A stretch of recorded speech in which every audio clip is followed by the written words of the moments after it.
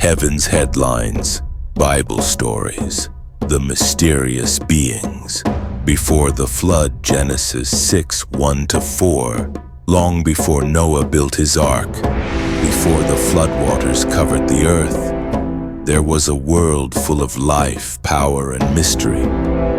Humanity was multiplying, cities rising, families growing, the earth buzzing with activity, but something strange began to happen.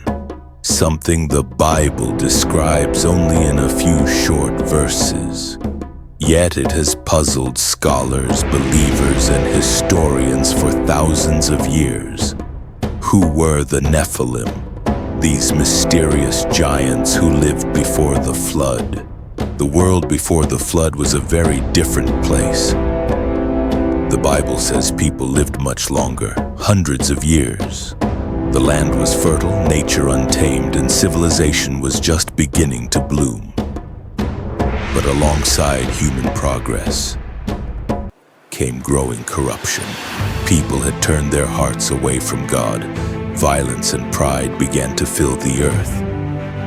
And then Genesis 6 introduces a strange and unsettling twist. It says, "The sons of God saw that the daughters of men were beautiful, and they took any they chose as wives." Who were these sons of God, and why did their union bring such chaos to the world? The text tells us that from this mysterious union came a race of powerful beings, the Nephilim.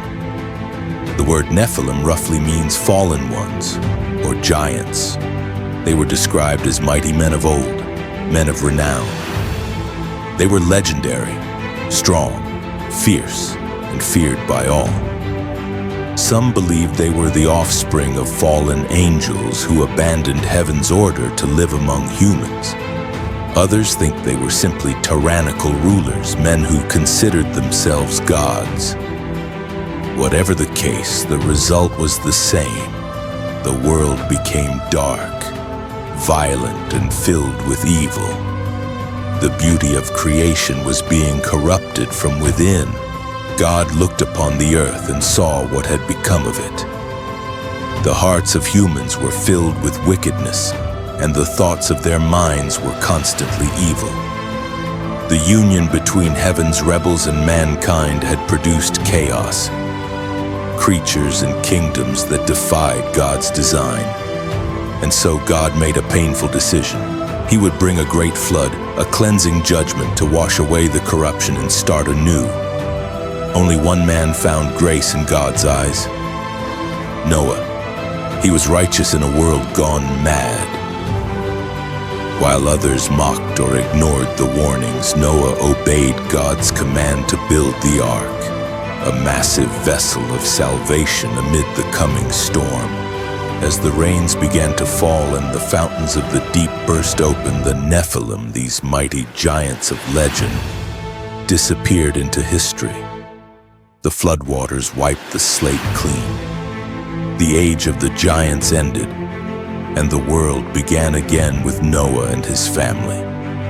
But even after the flood, whispers of the Nephilim's bloodline appear again in later passages.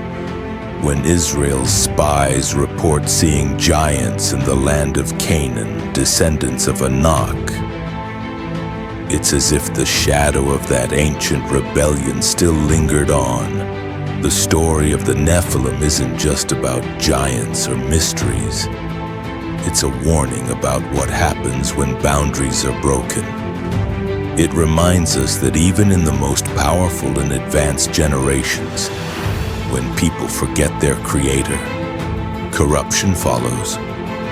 But it also reminds us of God's mercy, that even when the world was drowning in evil, God still made a way to preserve life through one obedient man, Noah. So who were the Nephilim really? Were they fallen angels' offspring, mighty rulers, or something beyond our understanding? Maybe the mystery is meant to remind us that not everything in God's story is fully revealed. What we do know is this: before the flood, humanity reached its darkest point, And yet even then, God's plan for redemption was already in motion. Because out of that flood, out of that judgment came the promise of renewal. A reminder that no matter how dark the world becomes, light always returns. But if you think the Nephilim were mysterious, wait until you hear about the man who wrestled with God himself. One long, lonely night, a man named Jacob found himself face to face with a stranger who was no ordinary man. What began as a struggle in the dark became a moment that changed his name and his destiny forever.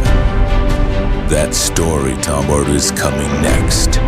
The man who fought all night with God. Thanks for watching. Don't forget to like, share, and subscribe.